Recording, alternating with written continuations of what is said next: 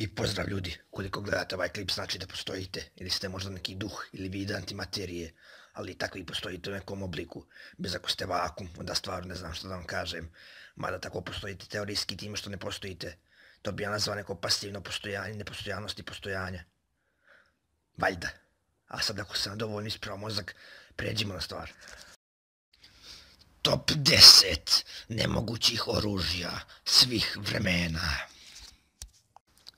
Da ne zaboravim da kažem, pošto imam neke 3 strane teksta, unaprijed se izvinjavam na mojoj nepismenosti. To jest, pošto ne čitam nečitanosti. Da, izvinjavam se na nečitanosti. Električna borbena hodačica. Vozilo za prenos ratne opreme preko teških terena naručila je vojska SAD-a još 1965. godine. Ovim četvoronožnim vozilom koje je osmislilo preduzeće General Electric upravlja se iz kabine pokretanjem poluga koje otvaraju i zatvaraju hidraulične ventile. Hodačica može da se kreće brzinom od 8 km/h, a bila je dovoljno snažna da za sobom vuče džip. Ipak upravljanje ovim čudom nije bilo nimalo lak zadatak, najveći broj vozača mogao je da izdrži svega 15 minuta pre nego što bi se srušilo od iscrpljenosti.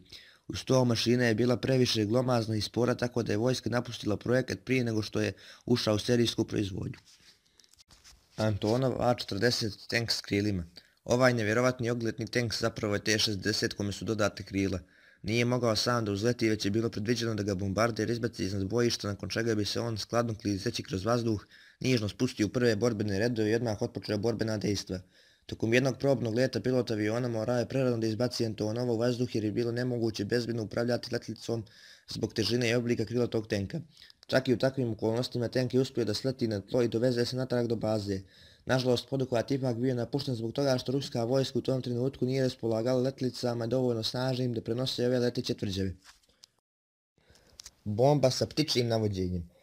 Prije izuma laserskog navođenja američka vojska ispitivala je zamisao u skladu s kojom bi se za uspješno usmjeravanje projektila ka meti tokom leta iskoristili golubovi. Projekat Golub podrazumijevao je 3 ptice smještene u posebnu komoru sa prozorčićima na prednjem dijelu projektila, tako da mogu da posmatraju predjele iznad kojih bomba leti. Ptice bi prethodno bile obučene da prepoznaju određenu metu, da je kljucaju kad je vide na ekranu. To znači da bi tokom leta Golub ispravljao putanju rakete ako bi ona kojim slučajem skrenula s kursa i to udarajući kljunom po specijalnim tasterima. Stručnjaci za psihologiju životinja koji su radili na ovom projektu žalili su se kako ih niko od zvaničnika ne shvata ozbiljno uprkos sjajnim rezultatima ostvarenim uz pomoć ovog naizgled budalostog navođenja. Carski tricikl.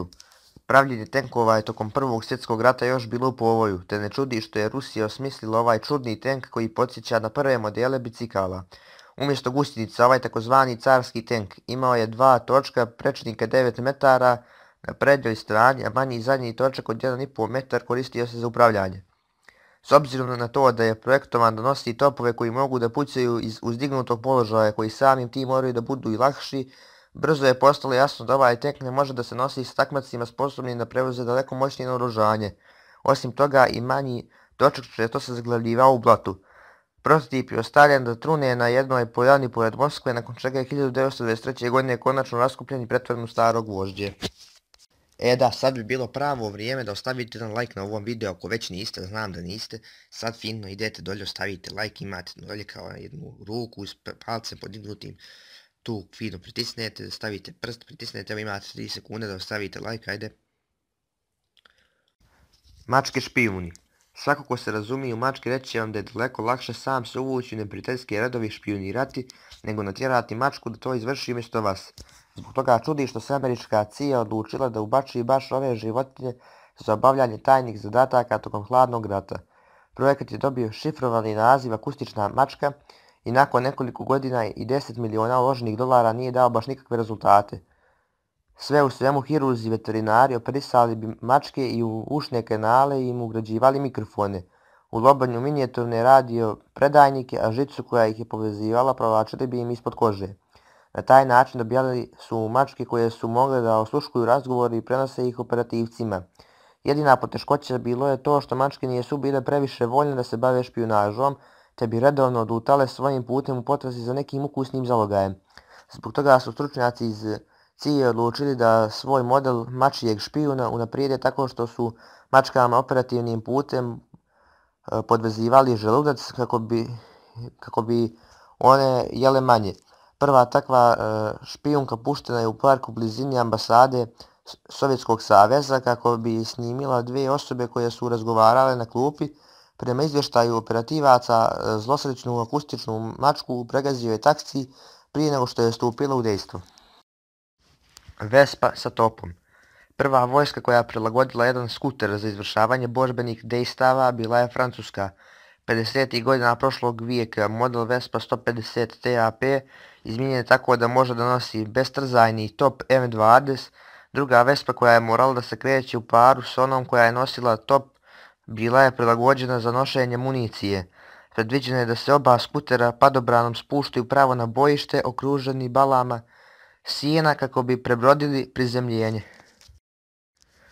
Gustav, najteže pokretno artiljerijsko oruđe svih vremena korišćeno u borbi, ispaljivalo je granate kalibra 800 mm. U istoriji artiljerije samo je američki Merzar Mali David imao veći kalibar od Gustava, 914 mm. Projektovan je 30. godina prije svega zbog uništavanja francuske Maginot linije, ali kako je izrada kasnila na kraju nije bio upotrebljen prilikom napada na Francusku. Ipak, jedina dva proizvedena topa ovog tipa učestvovala su u napadu na Sovjetski savez prije nego što su pri kraju rata oba razmontirana i uništena kako ne bi pali neprijatelju u ruke. Arhimedova kandža. Kad je rimska vojska napala Sirakuzu krajem 3. vijeka prije nove ere, nije su previše razmišljali o tome da su na taj način naljutili veoma važnog stanovnika ovog grada, čuvenog matematičara Arhimeda. Zahvaljujući njegovim nevjerovatnim izumima, Sirakuza je uspjela da se odbrani. Jedan od najčuvenijih pronalazaka bila je takozvana gvozdena kandža, koja je služila za potapanje brodova, koji bi se previše približili zidinama grada.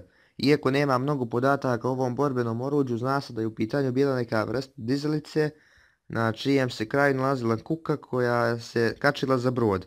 Nakon što bi uhvatila brod pomoću dugačke poluge, ona bi ga ili izvukla iz vode ili prevrnula.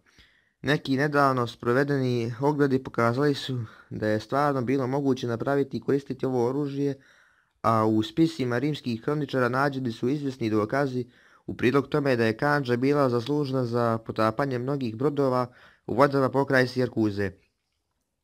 Arhimed je navodno osmislio i drugo oružje za uništavanje brodova Zrak smrti. Akcija je uključivala uglačane štitove koji bi stvorili ogromno ogledalo i odbijali zrake sunca ka rimskim brodovima izazivajući požare na njima. Ipak ogledi nisu pokazali da bi takvo oružje moglo da bude previše djelotvorno. Projekat Miš bomba. Osmislio ga je maštoviti zubar Light Adams i daleko je zanimljiviji nego što mu sam naziv govori. Tražeći način da se osvijete Japancima zbog napada na Pearl Harbor, zvaničnici američke vojske nabasali su na zanimljivu Adamsovu zamisao.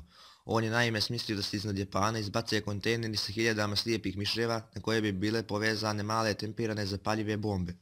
Nakon što bi slijepim miševima bilo dato određeno vrijeme da nađu legla na tavanima japanskih kuća, bombe bi počele da eksplodiraju i pale japanske gradove.